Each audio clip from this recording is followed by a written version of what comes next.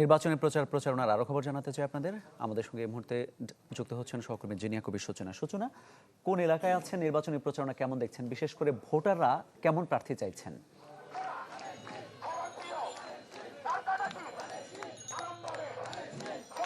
আমি এখন ঢাকা ৮ আসনের যে কালভার্ট রোড সেখানে আছি মামুন, এবং আমি যদি আপনাকে একটু দেখাই, আর মাত্র অল্প কিছুদিন বাকি এবং নির্বাচনী আমেজ কিন্তু পুরো এলাকা জুড়ে আছে। আমি আপনাকে একটু দেখাতে চাই যে এখানে ঢাকা ৮ আসনের বিএনপি মনোনীত যিনি প্রার্থী মির্জা আব্বাস, তার সহধর্মিণী আফরোজা আব্বাস এখানে এসেছেন তার পক্ষে নির্বাচনী প্রচারণা চালাতে। এবং আপনি দেখতে পাচ্ছেন যে তিনি আজ দুপুর থেকে কিন্তু তিনি ফকিরাপুলের সব জায়গায় লিফলেট বিতরণ করবেন, এবং তারই এই একটা অংশ হিসাবে উনি কালভার্ট রোডে এসেছেন। এবং আপনি দেখতে পাচ্ছেন সে রেস্তোরাঁতে যাচ্ছেন এবং সব জায়গায় তাদের পরিকল্পনার কথা কিংবা তাদের প্রতিশ্রুতির কথা বলছেন। আমি একটু কথা বলবো আফরোজা আব্বাসের সাথে, একটু কথা বলতে চাই আপনার সাথে যে এই যে একদম শেষ সময় আপনাদের পরিকল্পনার কথা বা ভোটারদের সাড়া কেমন? আলহামদুলিল্লাহ, স্বতঃস্ফূর্ত সাড়া পাচ্ছি। যদি জনগণ, ইনশাল্লাহ আশা করছি জনগণ এখন পর্যন্ত যে পরিবেশ বিরাজ করছে, সবাই ভোট দেওয়ার জন্য উদ্গ্রীব হয়ে আছে। আশা করছি জনগণ তাদের ভোট প্রয়োগ করতে পারবে এবং জনগণের সরকার প্রতিষ্ঠা করতে পারবে ইনশাল্লাহ। একটু যদি জানতে চাই যে আসলে এই সময়টা আপনাদেরকে যত বেশি দেখা যায় নির্বাচনের আগে পরে, বলা হয়ে থাকে যে আর ভোটাররা অনেক সময় বলেন যে আপনাদেরকে আর তারা সেভাবে কাছে পান না, সেই বিষয়টা নিয়ে আপনি কি বলবেন?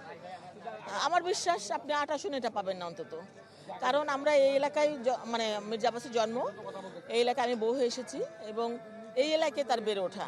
তো সুতরাং আমরা সুবিধা অসুবিধা সবসময় এলাকার মধ্যে থাকি। এলাকার যে কোনো মানে ছোটোখাটো প্রোগ্রাম বলেন, জন্মবার্ষিকী, মৃত্যুবার্ষিকী, মানে সব খেলা হচ্ছে, আমরা সবসময় নিজেদের মানে খুব সম্পৃক্ত। এমন এই এলাকার মানুষ তো বলতে পারবে না যে আপনারা শুধু ভোটের সময় আসেন, অন্য সময় আসেন না। আমি যেখানে যাচ্ছি তাদের এই কথা শুনতে পাচ্ছি, আপনি তো আগে বসেছিলেন।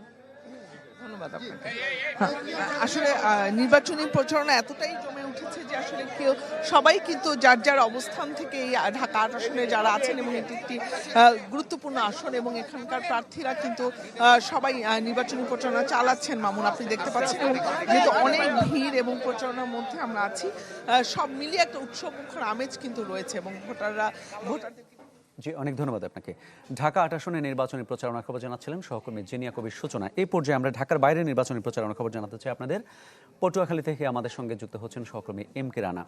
রানা, পটুয়াখালীতে নির্বাচনী প্রচারণা কতটা জমে উঠেছে? প্রার্থীদের কোনো আচরণবিধি লঙ্ঘনের অভিযোগ আছে কিনা? ইলেকট্রা রেফ্রিজারেটর, খাবার তাজা তো জীবন তাজা। ইলেকট্রা, ফ্রিজের রাজা। হ্যাঁ, আপনাকে জানিয়ে রাখি, আমি এখন রয়েছি পটুয়াখালী ১ আসনের দুমকি উপজেলার যে আসলে দুমকি বিজ্ঞান ও প্রযুক্তি বিশ্ববিদ্যালয়, সেই বিশ্ববিদ্যালয়ের সংলগ্ন যে বাজার আছে, সেখানে পটুয়াখালীতে জামাত ইসলামের ১০ দলীয় যে প্রার্থী ইগল মার্কার প্রতীক ডাক্তার ওহাব মিনার, তিনি কিন্তু তার প্রচারণা ব্যস্ত সময় পার করছেন। আমরা এখানে রয়েছি এবং তিনি রয়েছেন এখানে, তার প্রচারণা রয়েছে। তিনি পটুয়াখালী জেলার প্রতিটা পয়েন্টে এবং প্রতি গ্রাম অঞ্চলে বাড়ি বাড়িতে গিয়ে তিনি প্রচারণা চালাচ্ছেন। আমরা যদি সংক্ষিপ্ত আকারে তার কাছে শুনতে চাই, ভোটাররা কেন আপনাকে ভোট দেবে, কি করবেন যা আগামীতে ভোটারদের নিয়ে, এই যে কি বলতে চান আপনি? ধন্যবাদ আপনাকে আপনার এই প্রশ্নের জন্য।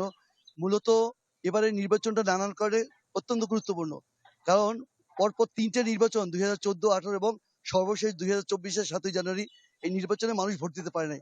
এবং সেই যে ভোট দিতে পারে নাই, ২০২৪-এর গণঅভ্যুত্থানের মাধ্যমে মানুষের মধ্যে যে প্রত্যাশাটা এসেছে, সেই প্রত্যাশা পূরণের নির্বাচন হচ্ছে এই ২০২৬-এর ফেব্রুয়ারি মাসের নির্বাচন। তো কাজেই সেটা কি, সেটা হচ্ছে যে আধিপত্যবাদ এবং এই বৈষম্য বিরোধী একটা সমাজ বিনির্মাণের কারণে এই নির্বাচনটা, ওইটাই হলো আমাদের স্বপ্ন। এবং আমি ব্যক্তিগতভাবে একজন প্রার্থী হিসেবে বলবো যে আমি এই এলাকার সাথে যে অত্যন্ত রিলেটেড, সংযুক্ত। আমি সেনাবাহিনী চাকরি ছেড়ে আসছি মানুষের জন্য, এবং মানুষের যে দায়বদ্ধতা, ক্লিনিক দিয়েছি, আমার একটা স্কুল আছে। তিনি যেমনটি বলছিলেন যে আসলে তিনি এলাকার মানুষের, তিনি যদি জয়ী হতে পারেন তাহলে এলাকার মানুষের জীবনমান উন্নয়নে তিনি চেষ্টা করবেন। এছাড়া পটুয়াখালী আগামী মাত্র 10 দিন বাকি রয়েছে ত্রয়োদশ জাতীয় সংসদ নির্বাচনের। পটুয়াখালী ১ আসনে প্রায় ৬ লক্ষ ভোটার প্রায় ১৬৩টি ভোট কেন্দ্রে আগামী ১২ তারিখ তাদের ভোটাধিকার প্রয়োগ করবেন। এই ছিল পটুয়াখালী থেকে সর্বশেষ। ধন্যবাদ আপনাকে। দর্শক, পটুয়াখালী থেকে নির্বাচনী প্রচারণার খবর জানাচ্ছিলেন সহকর্মী এম কে রানা।